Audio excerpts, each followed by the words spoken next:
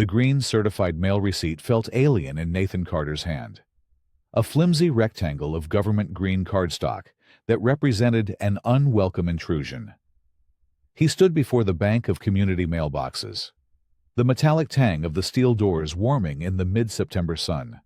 With a borrowed pen from the mail carrier, he scrawled a signature that looked nothing like his own, his hand stiff with a vague, unidentifiable dread. The carrier, a cheerful woman named Carol, whom he was just getting to know, slid a crisp, letter-sized envelope across the counter. "Looks official," she said, her voice neutral, but her eyes conveying a hint of practiced sympathy.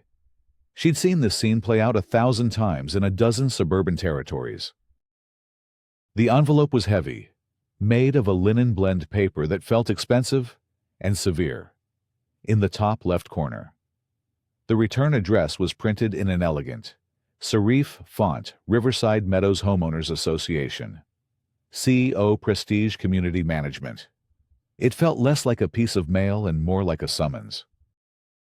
He walked the 50 yards back up the gravel drive to the cabin, the envelope held between his thumb and forefinger, as if it were contaminated. This place was supposed to be his sanctuary, his only port in a storm that had capsized his career and his confidence. 2 months ago, he'd been an architect at a bustling firm in the city, sketching blueprints for glass and steel towers. One brutal round of layoffs later, he was unemployed, adrift, and the sole inheritor of his late Uncle Thomas's 5-acre property and the rustic cedar cabin that sat upon it. This land, this quiet corner of the world, was his entire safety net. On the porch, he sank into his uncle's old rocking chair, its weathered oak groaning a familiar welcome. The chair was his favorite part of the inheritance, a tangible link to a man who had taught him the quiet virtues of patience and principle. He'd spent the last 2 weeks since moving in September 1st, had been his official start date, simply breathing, letting the silence of the meadow wash over him. Now, that silence felt threatened. He slit the envelope open with his house key. Inside, a single sheet of paper, just as heavy as the envelope, was folded into thirds. He unfolded it. The letterhead was the same, a tasteful logo of a river flowing through a stylized meadow. The text, however, was a dense block of bureaucratic jargon. September 15th, 2023. Notice of violation. GV 2023 114. Property 121 Creek Road. Parcel 74 3B. Owner of record Nathan Carter. Dear Mr. Carter, a recent compliance review of the Riverside Meadows community has identified violations of the covenants, conditions, and restrictions, CC&Rs, on the above referenced property. Please be advised of the following non-conforming items. 1. Violation of CC&R. Rule 8.4.2. Architectural harmony and view corridor preservation. 1.1. Unapproved seating fixture rocking chair. Weathered wood finish has been placed on the front porch structure, visible from a community thoroughfare. 2. Violation of CC&R. Drawer 8.4.2. Architectural harmony and view. Corridor preservation. 1. One unapproved sign. Welcome, rustic style. Wood burned is affixed to the exterior of the dwelling. Per the association's governing documents, you are hereby directed to rectify these violations within 14 days of the date of this notice compliance deadline. September 29th, 2023. Failure to achieve full compliance by the specified date will result in a fine of $100 being levied against your account, with additional fines accruing for continued non-compliance. Sincerely, Riverside Meadows HOA Board of Directors, via Prestige Community Management. Nathan read the letter 3 times. A violation. For his uncle's rocking chair. For a small, hand-carved welcome sign his aunt had given Thomas 30 years ago. He looked at the chair he was sitting in, its gentle curves worn smooth by decades of use. He glanced at the sign. Its letters faded, but its sentiment genuine. They were integral parts of the cabin's character, as much a fixture as the old stone chimney. The absurdity of it was staggering. This was his porch, on his private property, a good 100 feet from the road. The phrase community thoroughfare seemed a grandiose term for the simple gravel lane that serviced 3 other homes. His initial disbelief quickly hardened into a cold, quiet anger. It felt impersonal, a bureaucratic cudgel swung by a faceless committee. But the specificity, the description of the chair's finish, the style of the sign felt deeply, uncomfortably personal. Someone had stood at the edge of his property, taken notes, and judged him. This was not the quiet refuge he had envisioned. This was something else entirely. The battle for his peace had begun, and it had arrived via certified mail. The cabin smelled of pipe tobacco and old books, a scent memory of his Uncle Thomas that Nathan found deeply comforting. He spent the rest of the afternoon unpacking the last of his boxes, turning the small space from an inheritance into a home. But the violation notice sat on the rough-hewn kitchen table, a white paper ghost haunting the edges of his vision. He had inherited this place not just as a piece of real estate, but as a legacy.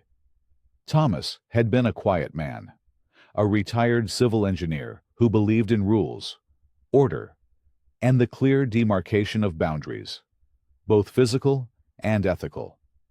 He was principled to a fault, a man who would read every word of a contract before signing and who kept meticulous records of everything. It seemed impossible that a man like that would run afoul of a homeowners association. Driven by a new purpose, Nathan located a sturdy cardboard file box labeled House Docs in his uncle's neat, blocky handwriting. Inside, nestled among the deed, the original mortgage papers, and appliance warranties, was a thick 3-ring binder. The spine read, Riverside Meadows HOA, Governing Documents. He hefted it onto the table. It was a formidable tome, hundreds of pages of dense legalese. He flipped to the table of contents and found Article 8, Architectural Control, Section 8.4, Exterior Maintenance and Appearance. And there it was. 8.4.2, View Corridor and Architectural Harmony. A long, winding paragraph about maintaining the aesthetic integrity of the community, prohibiting any exterior modifications or additions not approved by the Architectural Review Committee ARC. As he scanned the words, he noticed a faint, yellowed line alongside the text. His uncle had highlighted this exact section years ago. Why, Nathan wondered. Had Thomas fought this battle before him? The thought sent a small chill through him. He was not just inheriting a property. He was inheriting a conflict. The next morning, a pickup truck rumbled down the drive, and a woman with a kind face and a short crop of silver hair stepped out, carrying a wicker basket. Nathan Carter, she called, her voice warm. I'm Rebecca Shaw, from down the road. I wanted to properly welcome you to the neighborhood. Nathan met her on the porch steps, grateful for the friendly face. It's great to meet you. Please, have a seat. He gestured toward the other chair on the porch. A simple Adirondack. Rebecca handed him the basket. It was filled with jars of homemade jam and a loaf of fresh sourdough bread. I was so sorry to hear about Thomas. He was a good man. Quiet, but good. Kept to himself mostly. He was the best, Nathan said, his voice thick with an emotion that surprised him. Rebecca's eyes drifted from the welcome sign to the rocking chair Nathan had just vacated, and a flicker of something recognition, perhaps, or caution crossed her face. He loved that old chair. She said softly. The HOA, on the other hand, is not a fan, Nathan said, deciding to test the waters. Rebecca gave a short, mirthless laugh. Ah, so it started already. She leaned forward, lowering her voice. Listen, Thomas was a wonderful neighbor, but he and the board didn't always see eye to eye. Things have gotten different since Malene Pierce took over as chairwoman 2 years ago. She's very particular, especially lately. The warning was vague, but the tone was clear. Be careful. Particular how Nathan asked. She runs the board through a management company now. Prestige. Makes everything feel very official. Very impersonal. Lots of rules. Lots of notices. Just read the documents carefully. Thomas always did. She patted his arm, her expression a mixture of sympathy and solidarity. It's a wonderful place to live. Nathan, don't let the paperwork chase you away. After she left, Nathan sat with the thick binder of CC&Rs in his lap. The impersonal was about to become very personal. He was an architect. He understood structure, rules, and the fine print. He would not be chased away by paperwork. He would fight them with it. He booted up his laptop, the violation notice next to him, and composed a message. He kept the tone professional, reasonable, the kind of query he'd sent to city planning departments 100 times. To compliance, Riverside Meadows. COM. Subject clarification. Regarding violation. 5/2023/114. To whom it may concern. My name is Nathan Carter, the new owner of 121 Creek Road. I am in receipt of the violation notice referenced above. Dated September 15th. The items listed: a rocking chair and a welcome sign are located on my front porch, which is part of my private property. Could you please clarify if CC&R Favor 8.4.2 is intended to apply to privately owned structures? As opposed to common areas, I was under the impression that the ARC's purview was limited to common elements and modifications visible from them. Thank you for your time and clarification. Sincerely, Nathan Carter, 121 Creek Road. He hit send, feeling a small sense of accomplishment. It was a logical, respectful inquiry. A simple misunderstanding, he told himself. That could be cleared up with a simple, logical response. The response arrived less than an hour later. It was not from the generic compliance address. The sender was Pierce Board, Riverside Meadows, COM. And CC'd on the email were 4 other addresses, the entire HOA Board of Directors. Subject re-clarification regarding violation, July 2023/114. Dear Mr. Carter, thank you for your inquiry. Your email has been forwarded to the board for review. The Architectural Review Committee has reviewed the matter and confirms that the violation stands as cited. Per the CC&Rs, all structures and items thereupon that are visible from community thoroughfares or common areas fall under the purview of Favor 8.4.2 to maintain the harmonious and pleasing aspect of the community as a whole. The porch of 121 Creek Road is clearly visible from the access road.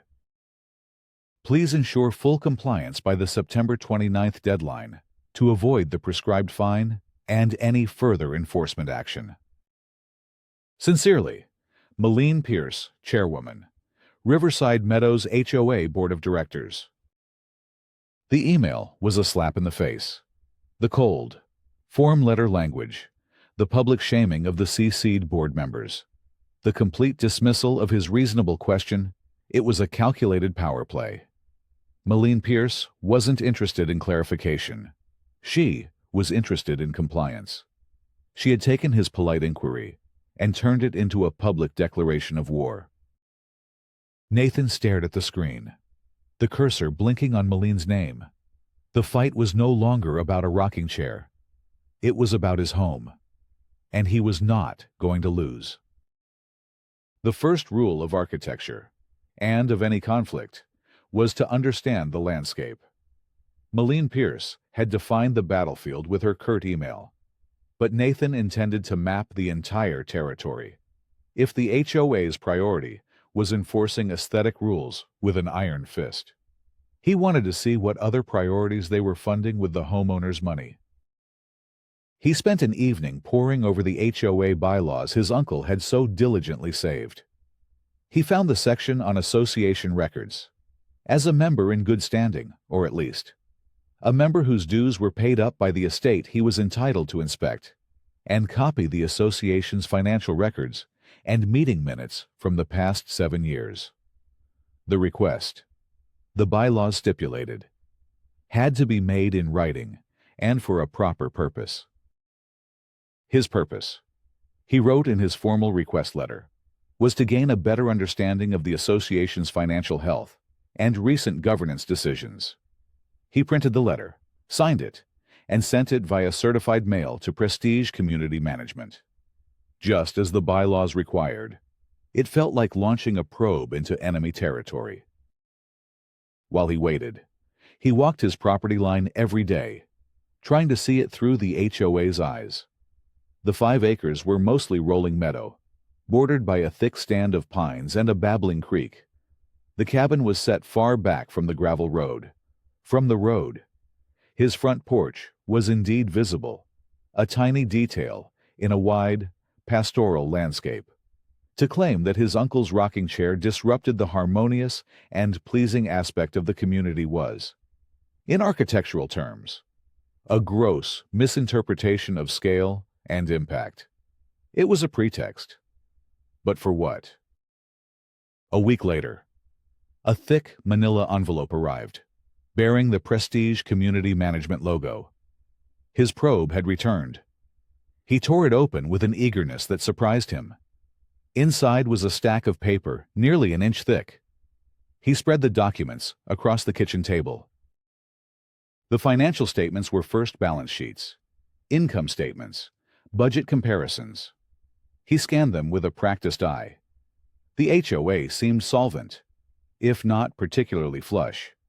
Dues came in, expenses went out, but under the expense reports, one category stood out: landscape and grounds maintenance. It was, by a significant margin, the largest line item in the budget, far exceeding things like road maintenance or insurance. The payments were made monthly to a company called Evergreen Landscaping Solutions. The cost seemed high for a community with relatively few common areas to maintain. Then he turned to the meeting minutes. This was where the landscape turned dark. The minutes from the past 12 months were included, but they were not complete. Entire sections had been redacted, blacked out with a thick, unforgiving marker. The pattern was immediate and obvious.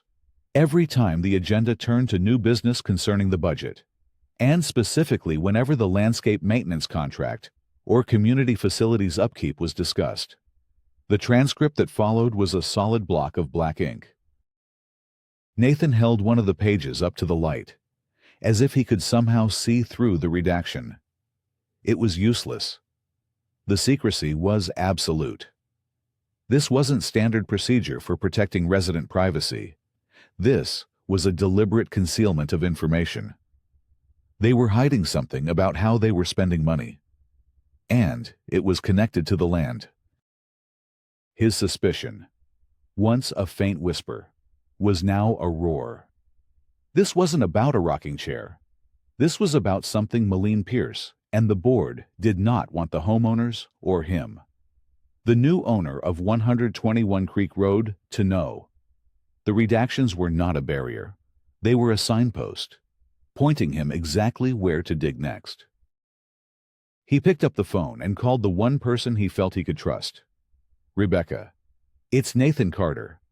I think I've found something you need to see."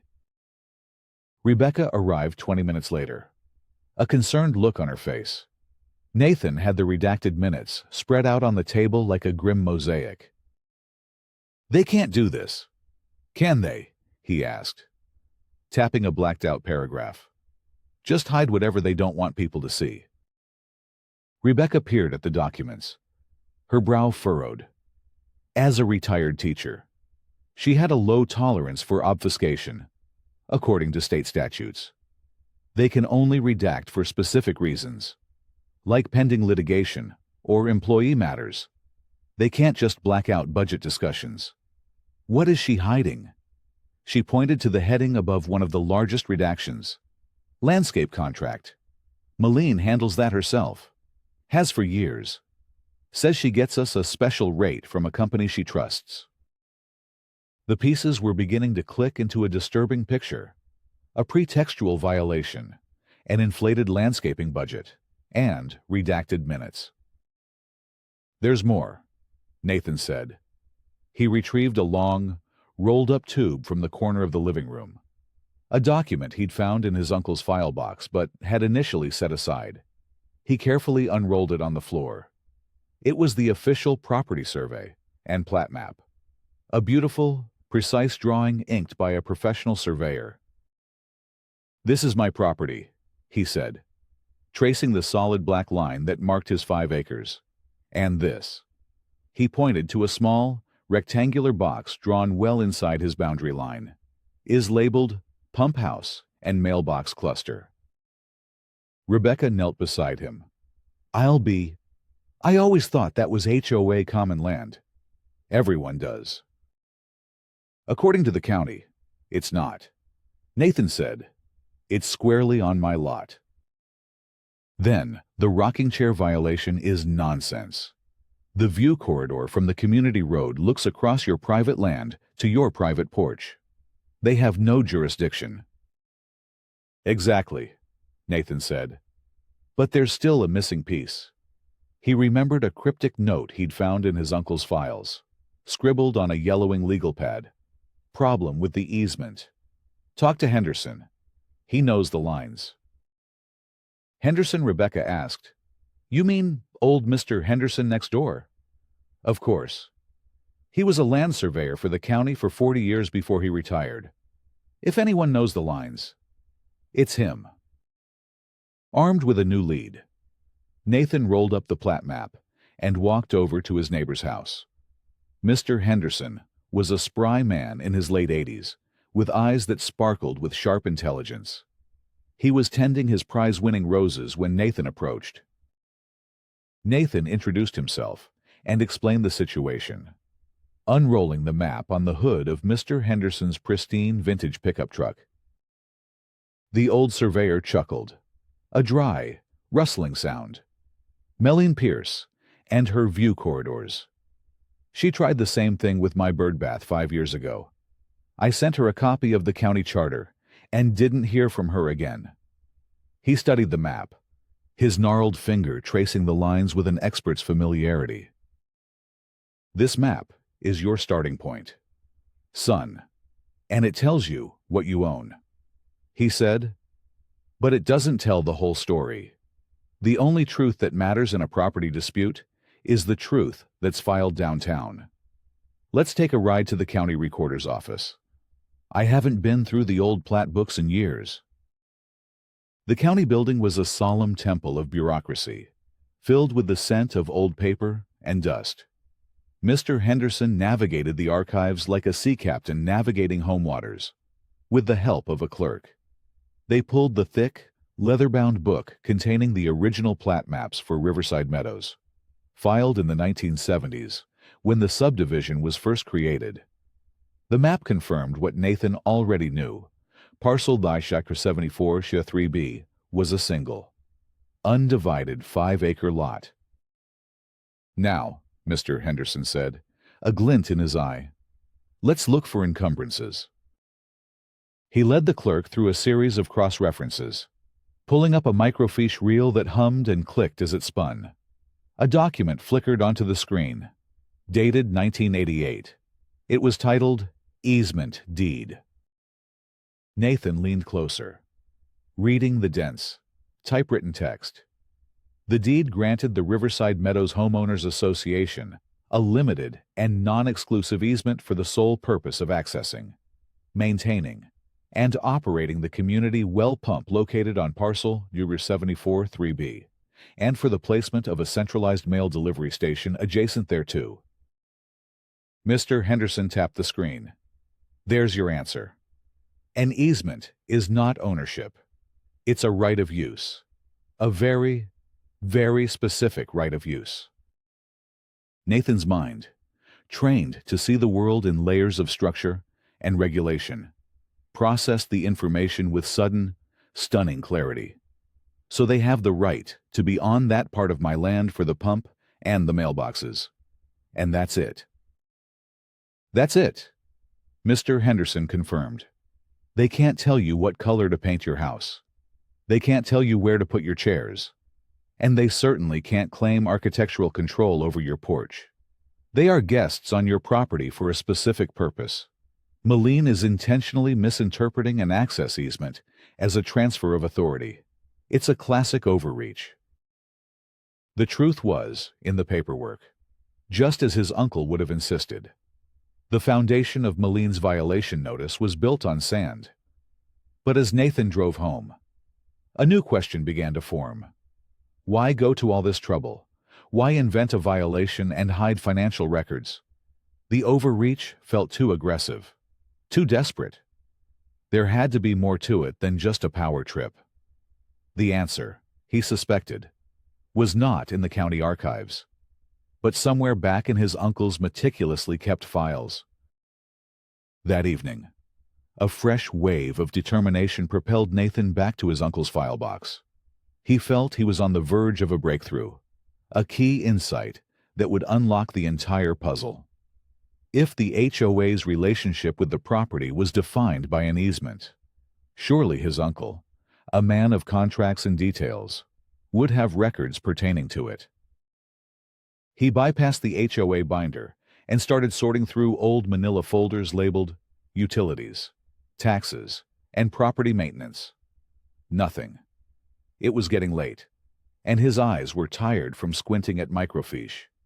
He was about to give up when he decided, on a whim, to tackle the box marked Financials. As the executor of the estate, he needed to close out his uncle's accounts anyway. He logged into his uncle's online banking portal, a task he'd been putting off. The interface was a sterile grid of numbers and dates. He started scrolling through years of transaction histories, looking for anything related to Riverside Meadows HOA. He expected to find the debit side of the ledger filled with records of his uncle paying quarterly dues. He found them. Regular payments of $150 every 3 months. But then he saw something else. Something that made him stop scrolling.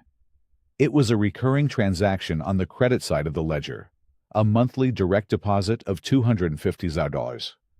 The sender, Riverside Meadows HOA MGMT. The memo field for each payment read easement lease pimped. Nathan's breath caught in his chest. A lease payment from the HOA to his uncle. He scrolled back. The payment had been coming in, regular as clockwork, on the first of every month for the last 12 years. He did the quick math. $3,000 a year. $36,000 in total. His mind was racing, recontextualizing everything he thought he knew. The HOA were not just guests on his land with limited access rights. They were tenants. They were paying rent for the privilege of using that small patch of his property. With trembling hands, he dove back into the file box, now searching with frantic energy. Tucked inside a folder labeled Agreements, he found it. A multi-page document, stapled and slightly yellowed, dated 12 years prior. It was a formal lease agreement between Thomas Carter Lesser and the Riverside Meadows HOA lessee. He read the clauses, his architect's brain absorbing the contractual structure. The lease granted the HOA the use of the easement area for the pump house and mailboxes in exchange for a monthly fee of $250. It laid out the HOA's responsibilities in precise detail. They were responsible for all maintenance, repairs, and utility costs associated with the pump house. It also contained a crucial clause. Section 4B. Lessee shall not make any alterations, additions, or claims of authority beyond the explicit scope of this agreement without the prior written consent of the lessor. Any such action shall be considered a material breach of this lease, giving the lessor the right to terminate the agreement with 30 days' notice. It was all there, in black and white. The power dynamic had not just shifted, it had inverted completely. He wasn't a rebellious homeowner violating their rules. He was the landlord, and his tenant, the HOA, was not only harassing him with baseless violations, but was also in material breach of their contract. And, judging by the redacted minutes, they were hiding the very existence of this lease from their own members, the homeowners whose money they were using to pay the rent. He sat back in his uncle's chair, the lease in his hands, a slow smile spreading across his face.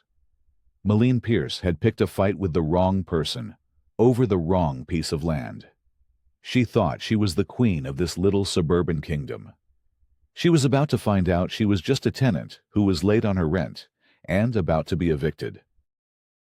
The next morning, Nathan felt a surge of confidence he hadn't experienced since before the layoff. He was no longer on the defensive. He had the facts, the documents, and the law on his side.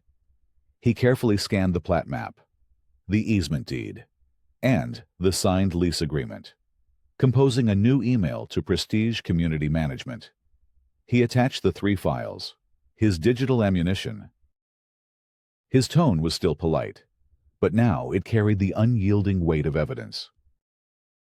To compliance, Riverside Meadows, COM, CC, MP Ursa Board. Riverside Meadows, COM, subject immediate retraction required violation. V. 2023-114, and breach of lease. To the Board of Directors. Further to my previous correspondence, I have now completed a full review of the governing documents pertaining to my property at 121 Creek Road. Please find attached 1, the official county plat map, showing the pump house and mailbox cluster are located on my private lot.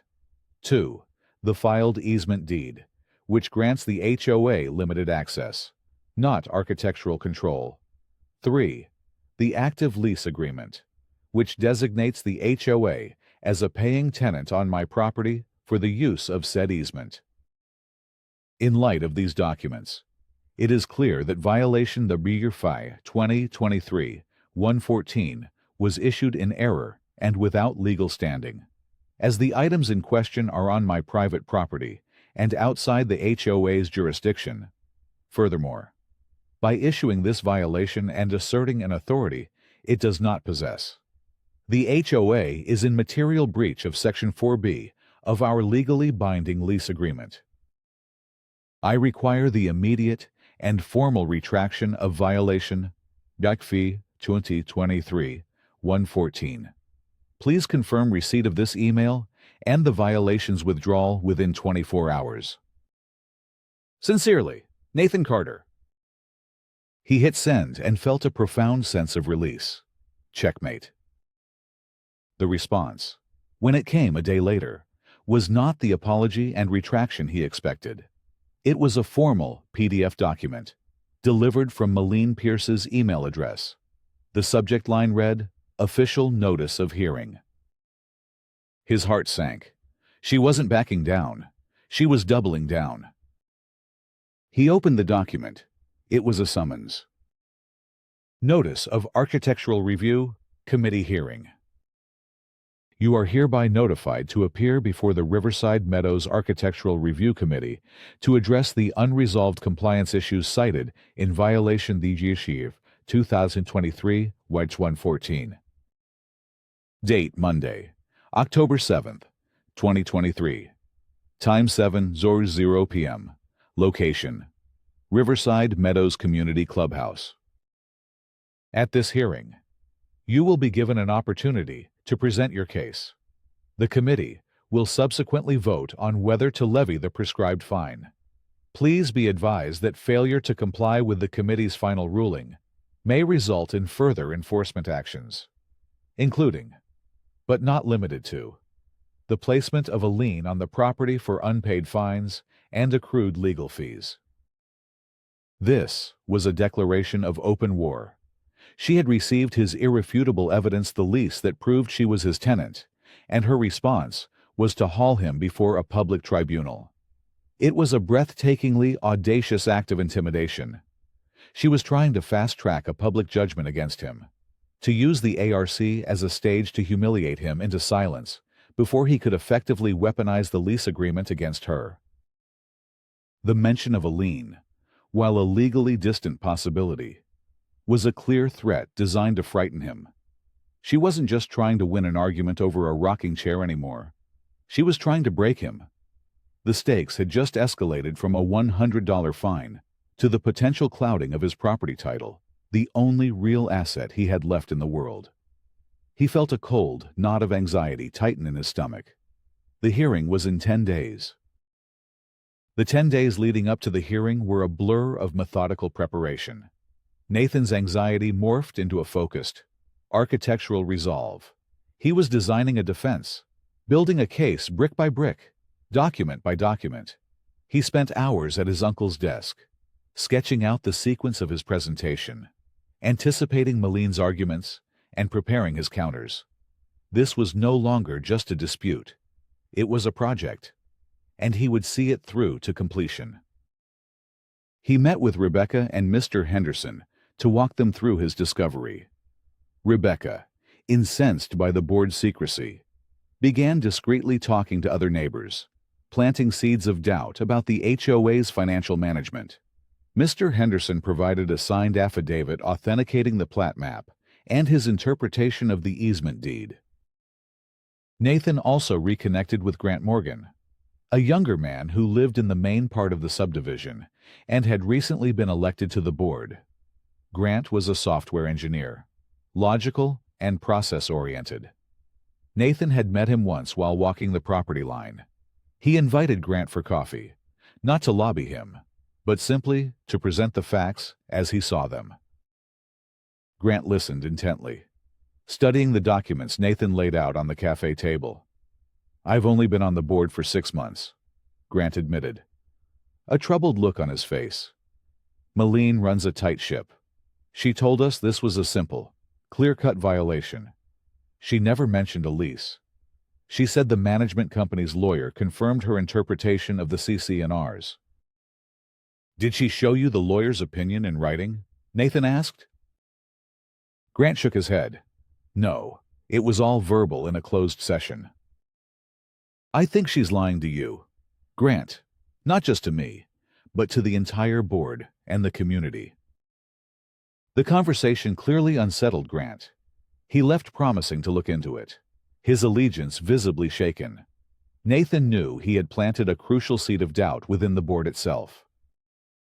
The night of the hearing, October 7th, arrived with a crisp autumn chill.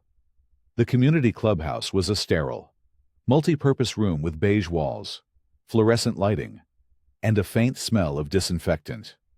About 20 homeowners were scattered in the plastic chairs, their faces a mixture of curiosity and neighborhood duty. This was a bigger turnout than usual, a testament to Rebecca's quiet networking. At the front of the room, a long folding table was draped in a burgundy cloth. Maline Pierce sat in the center, flanked by the other 2 members of the Architectural Review Committee, a stern-looking older woman Nathan didn't know, and Grant Morgan, who refused to meet Nathan's eye. Maline's posture was rigid, her hands clasped before her, a polite, unyielding smile fixed on her face. A large digital clock was projected onto the wall behind her, its red numbers displaying 0500.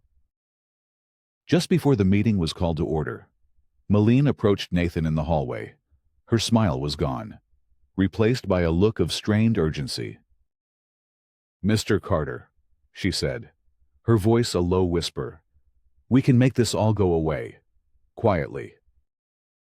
Nathan waited. "Mrs. Gable, over on Meadow Lane," Maline continued. "She has a garden gnome in her flower bed. It's technically a violation, and she's worried sick about it.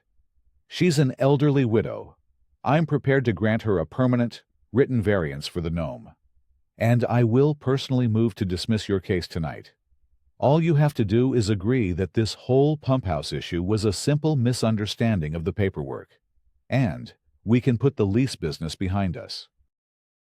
The offer was tempting. A quiet victory. He could save himself the public confrontation and help an innocent neighbor in the process. It was a clever, insidious proposal, designed to appeal to his desire to avoid conflict. Before he could respond, Grant Morgan emerged from the men's room. He had clearly overheard the last part of the conversation. Malene shot him a venomous look and retreated back to the hearing room. Grant stepped up to Nathan. His face was pale. "Don't do it," he said quietly. "Don't take the deal. I've been looking into the financials since we spoke.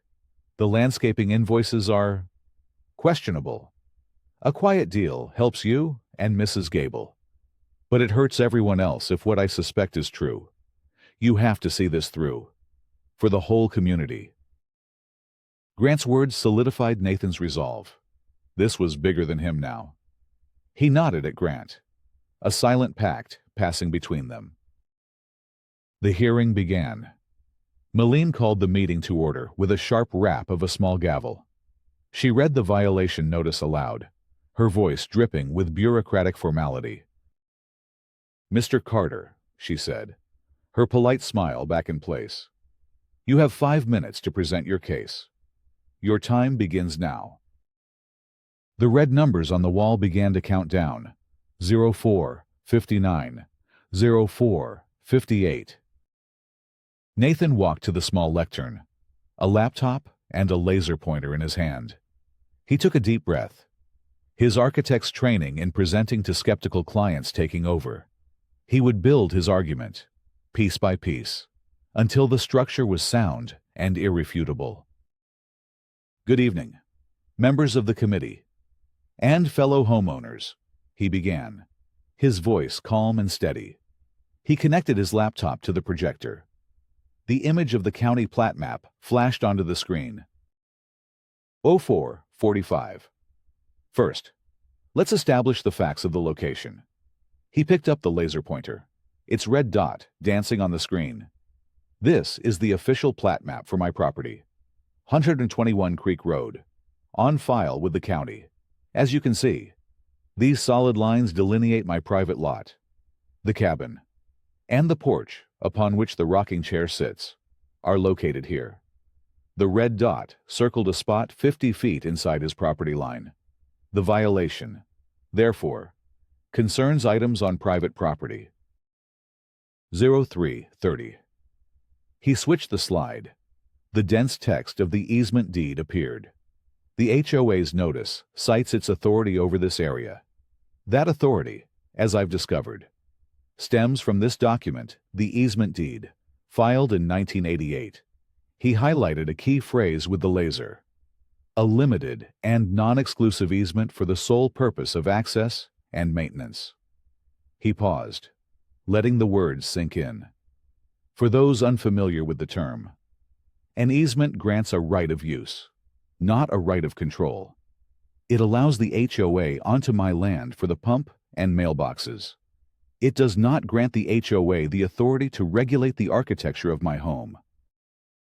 02:15. Malene shifted in her seat, her smile tightening. "Mr. Carter, your interpretation is debatable. The CC&Rs are clear about the view corridor." "I'm not finished," Nathan said politely but firmly, not taking his eyes off the committee. The clock was ticking. He clicked to the next slide. A scanned image of the lease agreement filled the screen. A low murmur rippled through the audience. "Because the relationship is even clearer than that," Nathan continued. "This is a lease agreement, signed 12 years ago, between the HOA and my late uncle. For the past 12 years, the HOA has been paying my family's estate $250 a month to lease this easement. The Homeowners Association is, in fact, my tenant." The murmur grew louder. Grant Morgan looked down at the table, a small, vindicated smile on his face. The other committee member looked at Malene, her expression a mask of confusion and shock. GTA 1. JGU. Which brings us to my final point, Nathan said, his voice rising with controlled intensity. He projected the redacted meeting minutes he had received. Then, he clicked again, showing a new document beside it, an unredacted version he had obtained through a second, more forceful records request, citing state statutes on a tenant's right to financial transparency from a landlord-like entity. The black boxes were gone, in their place. The line item was clear: monthly expense easement lease, pimped, N. Carter, $250. These, he said, the laser dot circling the entry, are the lease payments the board has been making to my family, using your dues. And these. He moved the dot to the blacked-out sections of the other document, are the minutes where the board has been actively concealing those payments from you, the homeowners. They are hiding the fact that they are spending your money to rent land they are simultaneously, and falsely, claiming to control. 0010. He turned off the projector and faced the committee directly. The violation against me is baseless, issued without jurisdiction. The HOA is my tenant, and it is in breach of its lease, and this board, under the direction of its chairwoman, has deliberately hidden this financial arrangement from the entire community. I respectfully ask the committee to dismiss this violation immediately. The digital clock behind Malene flashed 0 hours and then buzzed, a harsh, final sound in the cavernous silence of the room. The quiet in the clubhouse deepened, absorbing Nathan's final words until the only sound was the low hum of the fluorescent lights overhead. The 20 homeowners in the audience stared at the front table, their expressions shifting from passive curiosity to focused, angry attention. Malene Pierce sat frozen, her face a pale mask of shock. The polite, unyielding smile was gone, replaced by the slack-jawed look of someone whose carefully constructed world had just been demolished. Grant Morgan was the first to break the spell. He straightened his microphone, and his voice, clear and resolute, cut through the tension. In light of the irrefutable evidence presented by Mr. Carter, he said, looking directly at Malene, evidence that has been, until this moment, withheld from both this committee and the community, I move to table the violation against Mr. Carter indefinitely. The other committee member, the stern-faced woman, blinked as if waking from a dream. She looked from Malene's stricken face to the compelling documents Nathan had presented. Without a moment's hesitation, she said, I second the motion. All in favor, Grant prompted. He and the other woman raised their hands. Malene remained motionless, her hand on the table. The motion passes, 2-0, with one abstention. Grant declared, his words carrying the weight of a final verdict. The violation was dead. But the reckoning was just beginning. From the audience, Rebecca Shaw stood up.